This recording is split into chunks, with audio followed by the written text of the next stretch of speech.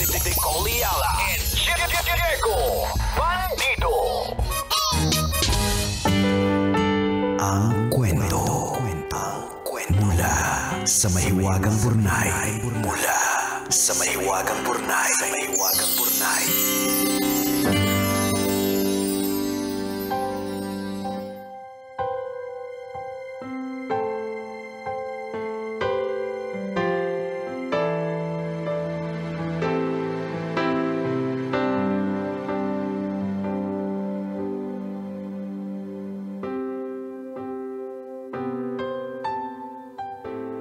Dear kumikinang na tambalang Nicole Ayala at Diego Bandido.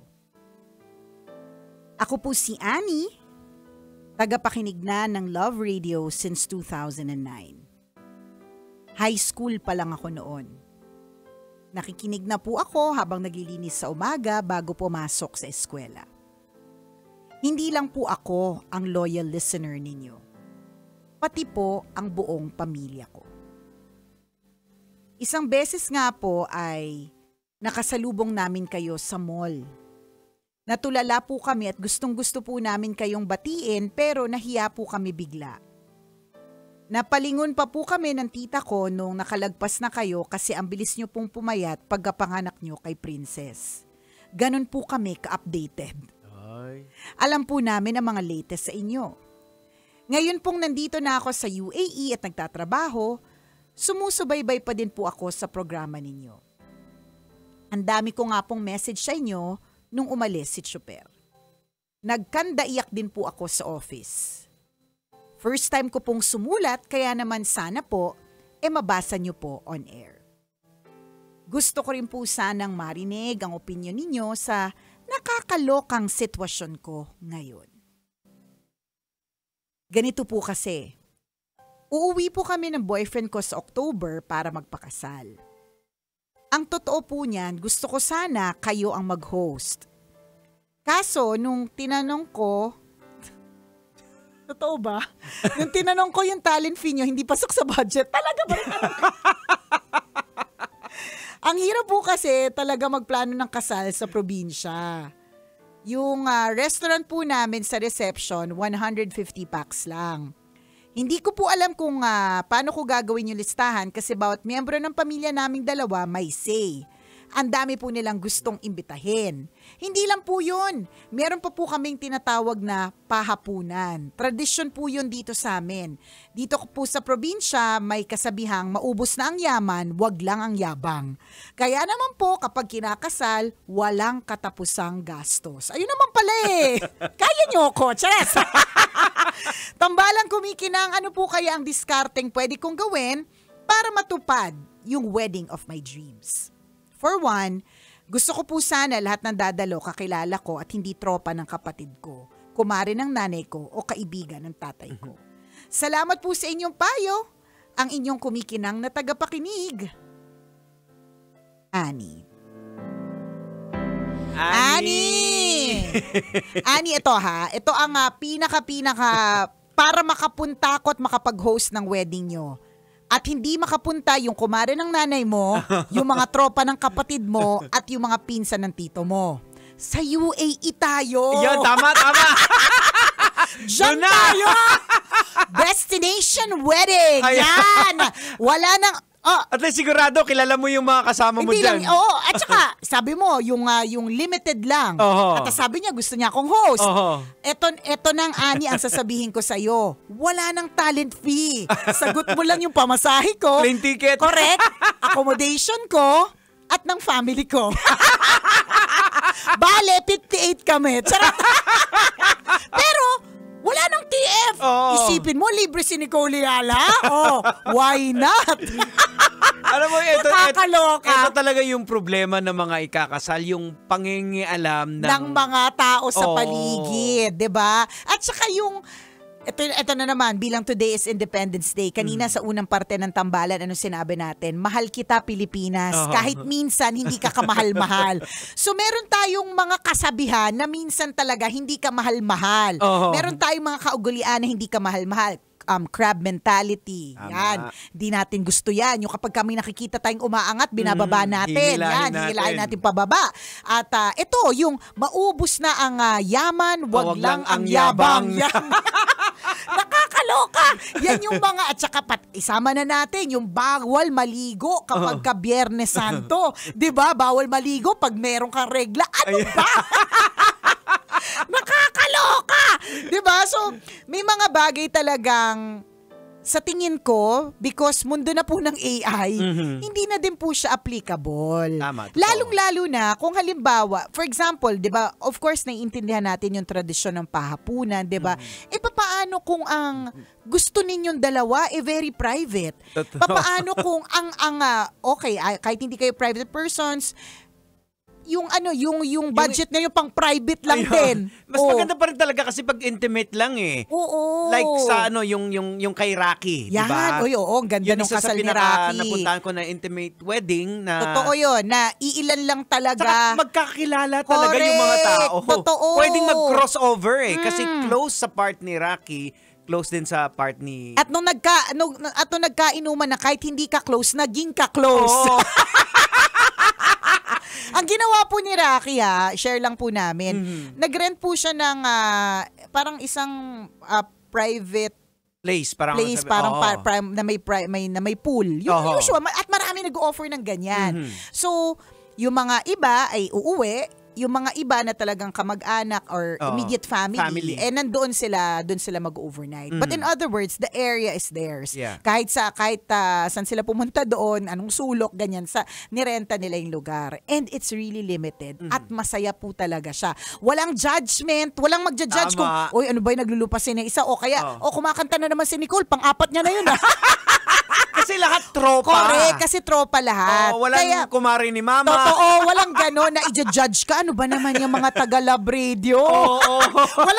Walang nag-judge po sa amin, mga kabisyo, nung kami po ang umangkin ng mikropono. Tama. Kasi kumbaga, kilala din po kami ng immediate family ni Rocky na, kayo naman po talaga ay maingay, komportable with the microphone, diba? So, hindi na para i-judge. It's normal. Correct. For people in love radio na nasira ulo. Na nangaagaw ng mic. Na mag-concert. kahit wala naman talagang boses, aka Conyo Bicolano, di ba? Yung ganon. At yun yung magic ng private and intimate na party. Hindi ka magkukunwari. Walang pagkukunwari. Totoo yan. Tapos, pati, walang pilitan. Ito yung napapansin ko because I've hosted a lot of weddings already. Wala din namang judgment kung malaki yung wedding. Kasi may mga iba talaga na sobrang dami talaga nilang gustong maka-witness. Lalong-lalo na halimbawa, unika iha o kaya 30 years nang hinihintay bago magpakasal. Diba? Everyone in their lives wishing them well. Tapos may budget. Yun talaga yun. Bakit naman hindi? Oo naman. Diba? Pero ang nakikita ko lang difference with a really big wedding and a small one, pag big wedding, minsan mahirap kang maghagilap ng mga tao mag-volunteer pampahaba ng program. Bakit? Kasi syempre yung iba dyan hindi mo naman kakilala masyado. Pero kapag ka small wedding, tapos kailangan panghabaan yung program, ang dami mo mahihila dyan na lalo sa mga games Correct! Diba? Tapos ang ganda kasi lahat ng inside joke, alam nila, lahat ng private joke, alam nila yung palayaw ng isa't isa, ganon. So, feeling ko, ganon si Annie. Ganyan yung kind of wedding na gusto niya. And dahil gusto mo yan, hindi dapat ikaw ang masusunod. Ganon lang kasimple yun. Alam mo, at the end of it, may sasama ang loob dyan. Yung mga tropa ng nanay mo, yung mga kaklase ng kuya mo, di ba? Pero eventually, may mga siri-sarili din naman sila mga buhay. They'll get over it. Ang importante, ikaw na kinasal, na minsan lang, na ito lang din ang iyong budget, masaya. Tama. Yun yung mahalaga. Yung mga kumari ng nanay mo, tropa ng mga kapatid, doon na lang sila sa pahapunan. Correct! Na sila na ang gumastos. Di ba? Totoo. Di ba? O kaya limited lang. Tapos doon sa wedding day mo mismo, ayun yung intimate lang talaga. Correct. Ako para sa akin, para hindi makarating lahat, ginagawa to na iba destination wedding. So halimbawa, dito kayo nakatira, dito sa bayan na to, doon kayo sa iba talaga. Meron nga pupuntahan. may kakilala nga ako Nagpakasal, 10,000 lang budget. Talaga ba? Seaman pa to. Tingnan mo? Because Sabi niya, after nila magpakasal, dinala lang dun sa MOA. Nag-order tapos na. lang ng Correct. Totoo. Tapos pinakain lang yung mga kamag-anak. Yes. Dun sa bahay nila. Ganun lang kasimple. Eto pa. Kung halimbawa 10,000 lang budget mo, pero kumuha ka ng mga ninong at ninang na medyo pang malakasan, negosyo din yan. Kumita ka pa. Yeah. Yung mga pakimkim yan, mahigit pa sa 10,000. Diba? So, kumita ka pa. Diba? Yun naman ang ginawa ng mga friends kong iba. Small budgeted wedding, diba? Pero big ang mga ninong at ninang. So, ang ending, negosyo, kumita pa. Ang masaklap kasi dyan sa mga iniimbita, yung hindi naman masyado kakilala, sila pa yung mabilid mga Alaska. Correct. At saka sila pa yung nagsasabi, ano ba yan? Mas marami pa yung rapper kaysa sa laman ng lumpia. Diba? Diba? Ito pa yung napupuna ng, mas marami pa yung sabaw kaysa sa laman. Diba? Ano ba yan? Ang lungkot ng bihon. Diba? Tapos sila pala yung malakas mag-Sharon. Correct! Totoo! Diba? Kasi hindi mo sila kilala eh. And for somebody, I had a really big wedding, 500 guests. I tell you, Annie. Sana sila ngayon. Yan ang perfect na question. Nasaan na sila ngayon? Lalong-lalo na nung panahon na hindi maganda at hindi maayos yung buhay namin. 'Di ba? So, nasan sila? Wala. Hey, laglagan na. Laglagan! Naglaglagan talaga. Iilan lang talaga yung as in, yung pag sinabi kong iilan, hindi ko sinasabing 20 tao. Less than 10 people. Ayan. Yung masasabi ko talagang yung tumayo pa rin and they're still there. Ayan, and until now. Napaka-concrete example yung sa experience ni Nicole na 500 guests, correct, malaking wedding. Tama. Tapos at the end of the day, pag may problema ka, sino yung dadamay sa'yo? 10. Correct. Diba? Ganun lang din. Sana punta yung iba. Wala. Tama si Jegs. Alam mo yun, pupunahin na, ano ba yan, ang laki-laki ng venue, ang konti-konti ng pagkain. O di naman kaya, ang tagal-tagal naman magpa-picture ng mga bride and groom. Gutom na lahat, di ba? O kaya, ang daming pamumuna. Hindi mo naman ka-close. Una sa lahat, may regalo ka ba dyan? Hindi ba't bitbit ka lang din?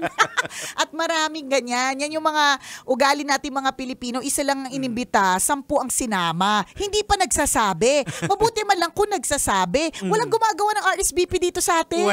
Wala. Hindi natin alam kung ibig sabihin ng RSVP. Walang ganon.